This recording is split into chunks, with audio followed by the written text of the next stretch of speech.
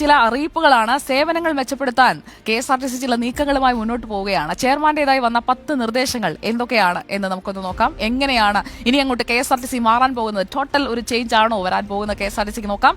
യാത്രക്കാരും ജീവനക്കാരും ശ്രദ്ധിക്കണം കേട്ടോ. ടിക്കറ്റ് വരുമാനം പ്രധാനമാണ്. കൈ കാണിച്ചാൽ നിർത്തണം. അതായത് വഴിയിൽ നിന്നും കൈ കാണിക്കുന്ന യാത്രക്കാരൻ അത് കെഎസ്ആർടിസിയെ സംബന്ധിച്ചിടത്തോളം കെഎസ്ആർടിസിയുടെ അന്നദാതാവാണ്. ടിക്കറ്റ് വരുമാനം പ്രധാനമാണ്. അപ്പോൾ കെഎസ്ആർടിസി സ്വിഫ്റ്റ്, സൂപ്പർ ഫാസ്റ്റ് വരെയുള്ള എല്ലാ സർവീസുകളിലും സീറ്റ് ഉണ്ടെങ്കിൽ യാത്രക്കാർ കൈ കാണിക്കുന്ന ഏത് സ്ഥലത്തും ഏത് സമയത്തും അപകടരഹിതമായും ട്രാഫിക് നിയമങ്ങൾ പാലിച്ചും ബസ് നിർത്തണം എന്നുള്ളതാണ് ഒന്നാമത്തെ നിർദ്ദേശം. രണ്ടാമത്തെ നിർദ്ദേശം രാത്രി സമയത്ത് സ്റ്റോപ്പ് പരിഗണിക്കാതെ ബസ് നിർത്തണം എന്നുള്ളതാണ്. അതായത് രാത്രി 10 മണി മുതൽ രാവിലെ 6 മണി വരെ സൂപ്പർഫാസ്റ്റ് വരെയുള്ള സർവീസുകൾ സ്റ്റോപ്പ് പരിഗണിക്കാതെ യാത്രക്കാർ ആവശ്യപ്പെടുന്ന സ്ഥലത്ത്, അതായത് ഇപ്പോൾ ഇറങ്ങേണ്ട സ്ഥലം എന്ന് പറയുന്നത് സ്റ്റോപ്പ് അല്ല, വീടിന്റെ ഭാഗമാണ്, അവിടെ നിന്ന് വീട്ടിലേക്ക് പെട്ടെന്ന് നടന്നു പോകാം, അങ്ങനെ ഒരു സ്ഥലത്ത് ആവശ്യപ്പെട്ട് കഴിഞ്ഞാൽ അവിടെ നിർത്തിക്കൊടുക്കണം. മൂന്നാമത്തേത് സ്ത്രീകളുമായി ബന്ധപ്പെട്ടാണ്. സ്ത്രീകളുടെ സുരക്ഷയും സൗകര്യവും പരിഗണിക്കണം എന്നുള്ളതാണ്. അതായത് രാത്രി 8 മണി മുതൽ രാവിലെ 6 മണി വരെ സുരക്ഷയും സൗകര്യവും കണക്കിലെടുത്ത മിന്നൽ ഒഴികെയുള്ള ബസ്സുകൾ സ്ത്രീകൾ ആവശ്യപ്പെടുന്ന സ്ഥലങ്ങളിൽ നിർത്തണം എന്നുള്ളതാണ് മൂന്നാമത്തെ നിർദ്ദേശം. നാലാമത്തേത് ബസ്സിൽ കയറാൻ ബുദ്ധിമുട്ടുള്ള ആളുകൾ, അവരെ കണ്ടക്ടർ സഹായിക്കണം എന്നുള്ളതാണ്.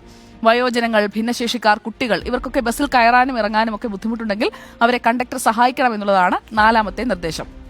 ഇനി ഏറ്റവും പ്രധാനപ്പെട്ടത് ഭക്ഷണത്തിന് ശുചിത്വമുള്ള ഹോട്ടലുകൾക്ക് മുന്നിൽ നിർത്തുക. അതായത് എവിടെയെങ്കിലും കൊണ്ട് നിർത്തിയാൽ പോരാ, വൃത്തിയും ശുചിത്വവും ഉള്ളതും സ്ത്രീകൾക്കും പുരുഷന്മാർക്കും പ്രത്യേകം ടോയ്ലറ്റുകൾ ലഭ്യമായതുമായ ഹോട്ടലുകളിൽ മാത്രമേ ബസ്സുകൾ കൊണ്ടുപോയി നിർത്താവുള്ളൂ. ഇത്തരത്തിൽ നിർത്തുന്ന സ്ഥലം, സമയം എന്നിവയടങ്ങിയ ഷെഡ്യൂൾ യാത്രക്കാർ കാണുന്ന വിധം പ്രദർശിപ്പിക്കേണ്ടതാണെന്നും ഈ നിർദ്ദേശത്തിൽ പറയുന്നുണ്ട്. ഇനി ആറാമത്തേത്, അതായത് കണ്ടക്ടർമാരുടെ ഭാഗത്ത് നിന്ന് എന്തെങ്കിലും വീഴ്ചയുണ്ടായാൽ കർശന നടപടി ഉറപ്പാണ്. അതായത് ടിക്കറ്റ് പരിശോധനാ വേളയിൽ കണ്ടക്ടർമാരുടെ ഭാഗത്തു നിന്നുണ്ടാകുന്ന ഗുരുതരമായ വീഴ്ചകൾ ശ്രദ്ധയിൽപ്പെട്ടാൽ കർശന നടപടി ഉണ്ടാകും. ഉദാഹരണത്തിന് യാത്രക്കാർക്ക് ടിക്കറ്റ് നൽകാതിരിക്കുക, തുക വാങ്ങിയ ശേഷം ടിക്കറ്റ് കൊടുക്കാതിരിക്കുക, മോശം പെരുമാറ്റം, അങ്ങനെയൊക്കെ ഉണ്ടായിക്കഴിഞ്ഞാൽ, അതായത് ബാക്കി ചോദിക്കുമ്പോഴത്തേക്കും ചൂടായാൽ കണ്ടക്ടർമാർ പെടുമെന്ന് ചുരുക്കം. ഇനി ഏഴാമത്തേത്, ജീവനക്കാർ, കെഎസ്ആർടിസിയിലെ ജീവനക്കാർ മദ്യപിച്ചില്ല എന്ന് ഉറപ്പുവരുത്തി മാത്രമേ ഡ്യൂട്ടിയിൽ പ്രവേശിപ്പിക്കൂ. ഡ്യൂട്ടിക്ക് എത്തുന്ന മുഴുവൻ ഡ്രൈവർമാരെയും വനിതകൾ ഒഴികെയുള്ള കണ്ടക്ടർമാരെയും ബ്രീത്ത് അനലൈസർ ഉപയോഗിച്ച് മദ്യപിച്ചിട്ടില്ലെന്ന് ഉറപ്പുവരുത്തി മാത്രമേ ഡ്യൂട്ടിക്ക് ഉപയോഗിക്കാൻ പാടുള്ളൂ. അതായത് ഊതിയിട്ട് കയറിയാൽ മതിയെന്ന് ചുരുക്കം. അടുത്തത് എട്ടാമത്തെ നിർദ്ദേശം, ഒരേ റൂട്ടിൽ ഒന്നിന് പിന്നാലെ ഒന്നായി സർവീസ് നടത്തരുത് എന്നുള്ളതാണ്. ഒരേ റൂട്ടിലേക്ക് ഒന്നിന് പിന്നാലെ ഒന്നായി നമ്മൾ ചിലപ്പോഴൊക്കെ കണ്ടിട്ടുണ്ടല്ലേ, ഒരു കോൺവോയ് അടിസ്ഥാനത്തിൽ ബസ് സർവീസ് നടത്തുന്നത്, ആ പ്രവണത ഒഴിവാക്കണം എന്നുള്ളതാണ്. ഇത്തരം സാഹചര്യം തുടർച്ചയായി ഉണ്ടാവുകയാണെങ്കിൽ ജീവനക്കാർ വിവരം ബന്ധപ്പെട്ട മേലുദ്യോഗസ്ഥരെ അറിയിക്കണമെന്നും ഈ നിർദ്ദേശത്തിൽ പറയുന്നുണ്ട്.